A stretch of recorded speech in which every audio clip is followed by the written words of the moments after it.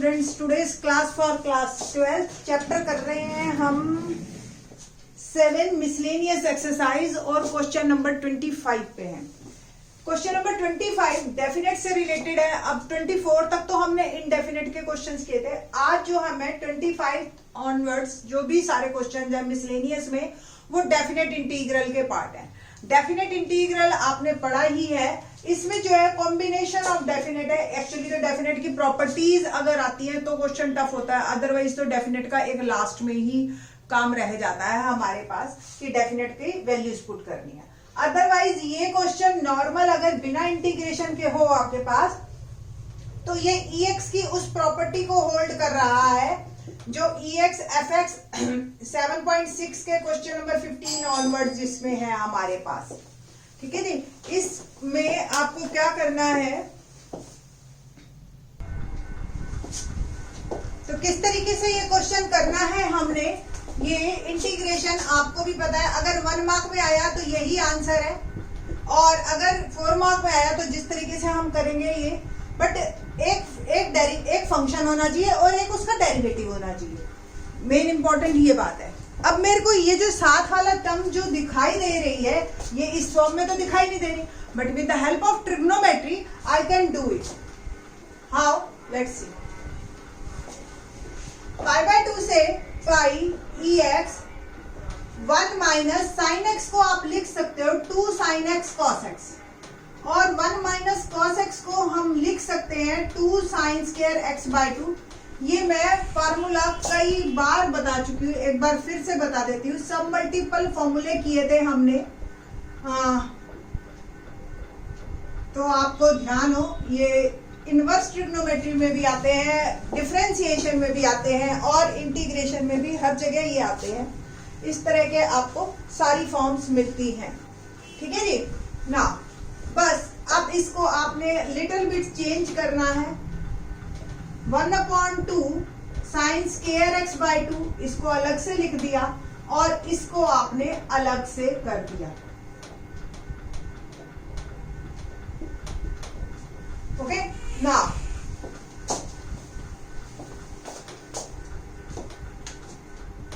पाई by 2 से pi EX, और इसको आप लिख सकते हो 1/2 cos x square x by 2। And in this portion 2 से 2 कैंसल, साइन एक कैंसल हो गया और एक बन गया cot x bye 2। I think so अब आपको दिख गया होगा। इसको आप 2 पोर्शन में बांट दीजिए, EX और 1/2 cos x square x by 2 minus pi by 2 से pi EX cot x bye 2। बस अब आपका जो डिसीजन है कि आपने किसको बाय पार्ट्स खोलना है, that is most important thing here. हमें हमेशा फंक्शन वाले को खोना है और जो डेरिवेटिव है उसको साइड में रखना है एज इट इज, तभी वो कट करेगा। तो आपको भी पता है कॉट का डेरिवेटिव cos x स्क्वायर होता है, चेन रूल से करेंगे x बाय 2 तो 1/2 होता है। तो आपको सिर्फ इस पोर्शन को बाय पार्ट्स खोलना है। बाय पार्ट्स अगर आपको ध्यान नहीं है तो मैं आपको बता देती हूँ कि अगर कोई 2 फंक्शन प्रोडक्ट फॉर्म में हो उनका इंटीग्रेशन करना, that is called by parts. और बाय पार्ट्स में सबसे पहले u एज इट इज और v का इंटीग्रेशन करते हैं, फिर डेरिवेटिव ऑफ u करते हैं आप, और इंटीग्रेशन ऑफ v, और एक बार फिर से जो भी प्रोडक्ट आएगा उसका इंटीग्रेशन। ये कहलाता है बाय पार्ट्स। इसमें भी u लेने के प्रेफरेंस होते हैं आइलेट। आइलेट मतलब inverse logarithmic algebraic trigonometric exponential. अब जो हमारे को अगर मेरे को इसमें बाय पार्ट्स लगाना है, here are 2 functions, one is exponential and one is trigonometric. तो एक्सपोनेंशियल और ट्रिग्नोमेट्रिक, ट्रिग्नोमेट्रिक पहले तो take it as a u and this one is v। तो फर्स्ट पोर्शन मेरा एज इट इज रहेगा 1/2 pi by 2 2 pi EX cos x square x bye 2 dx as it is, minus इसका integration कीजिए आप तो क्या होगा, ट्रिग्नोमेट्रिक का हमने डिफरेंशिएशन करना है और इसका इंटीग्रेशन करना है। ये v है और ये u है आपका, तो u as it is integration of v, ठीक है, और माइनस डिफरेंशिएशन ऑफ u, तो d by dx of cot x bye 2 और इंटीग्रेशन ऑफ ex dx और एक बार फिर से इसका इंटीग्रेशन। ठीक है जी, ये हमारा जो है क्वेश्चन आपका इंटीग्रेशन होगा बाय डेफिनेट। तो डेफिनेट की प्रॉपर्टी हम लगा देंगे पाई बाय 2 से पाई। ओके, नाउ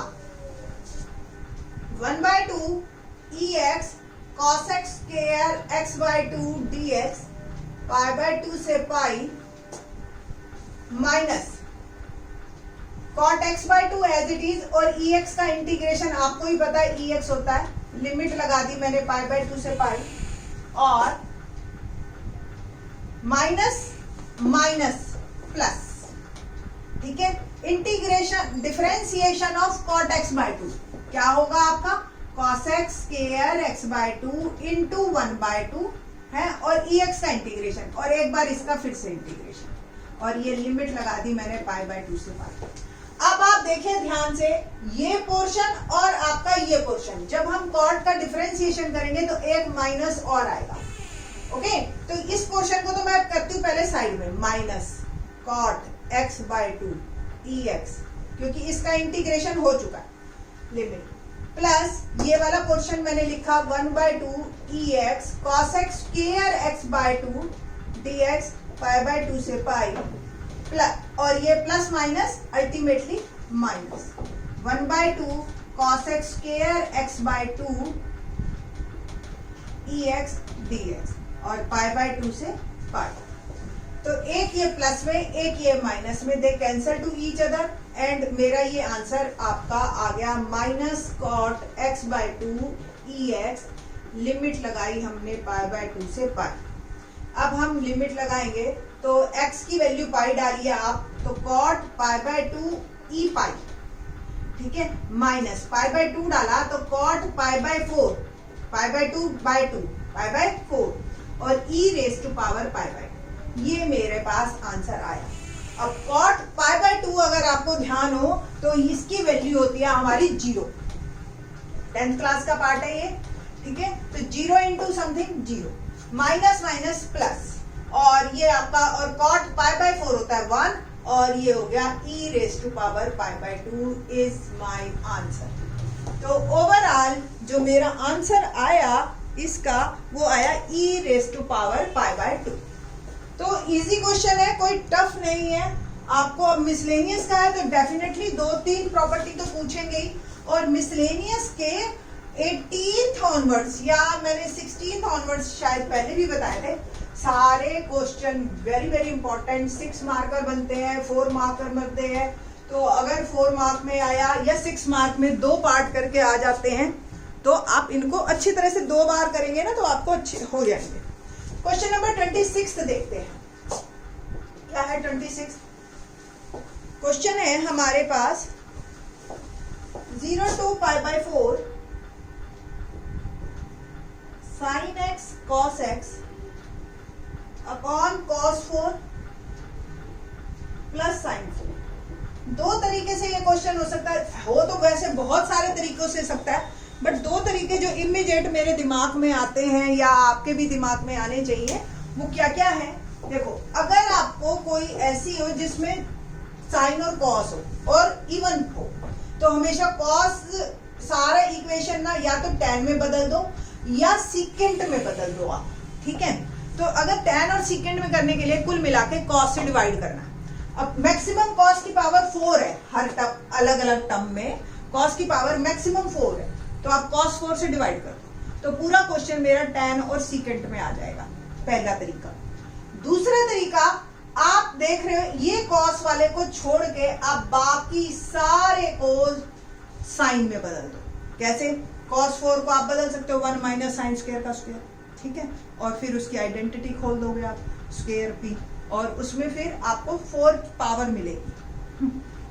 4 पावर जो है आपको फिर साइन को t पुट करोगे आप और cos x dx आपका dt में चला जाएगा।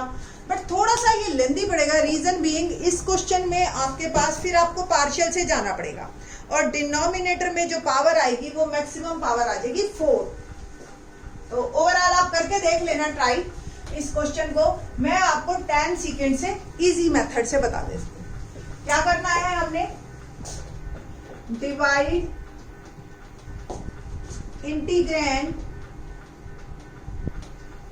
Numerator and denominator by cos 4x। तो 0 to π/4 sin x cos x dx को मैं बाद में लिखती हूँ, cos 4x upon cos 4x upon cos 4x plus sin 4x upon cos 4x dx। ठीक है जी। 0 to π/4 आपका एक cos कट गया, 3 आ गया, एक cos से tan बन गया, और जो 2 बच गए उसको सीकेंट स्क्वायर लिख दिया। ये पूरा कट गया 1 और ये बन गया tan 4। अब अगर थोड़ा सा आप स्मार्ट बने, tan x को आप टी पुट लेने की बजाय tan स्क्वायर को टी पुट ले ले। Let tan square x t, तो क्या होगा derivative? Differentiation with respect to x to tan x और tan x का secant square x dx become dt। तो आप देख रहे हैं ये सारा का सारा मेरा dt में चला गया।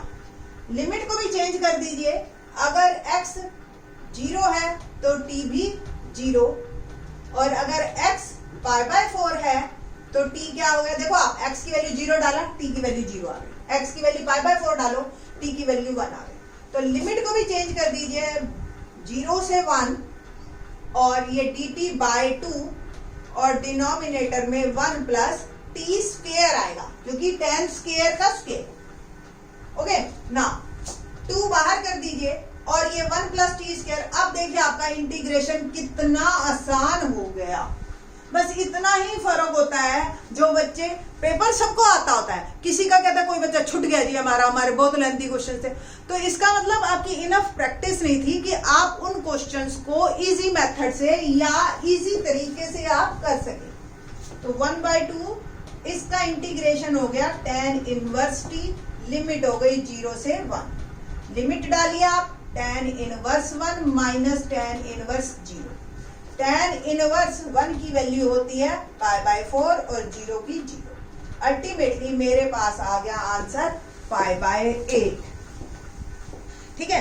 अब साइन कॉस से भी आप करना, आपको आंसर जरूर मिल जाएगा इससे भी, ऐसी बात नहीं है। बट हमें ट्रिग्नोमेट्री, अलजेब्रा, ये जो अब तक सिखाया ना, वो सारा का सारा आपको यहाँ पे यूज करना है। अब जो बच्चे देखो tan स्क्वायर को लेंगे, यहाँ tan x को t लेंगे, वो भी t फॉर्म में, फिर यहाँ t आ जाएगा, फिर वो वापस पार्शियल पे जाएंगे।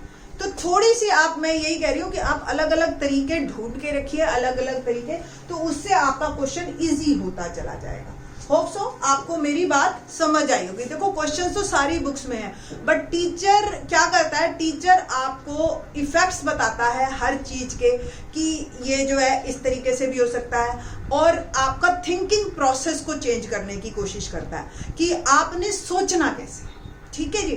आपकी अगर सोच सही हो गई ना, तो फिर आपको 100 सम्स करने की जरूरत नहीं है। आपका मेथड क्लियर होना चाहिए, कंसेप्ट क्लियर होना चाहिए, तो आपको क्वेश्चंस भी बड़े आराम से आएंगे और इजी तरीके से आएंगे। ठीक है, थैंक्स। बाकी के question in the next lecture.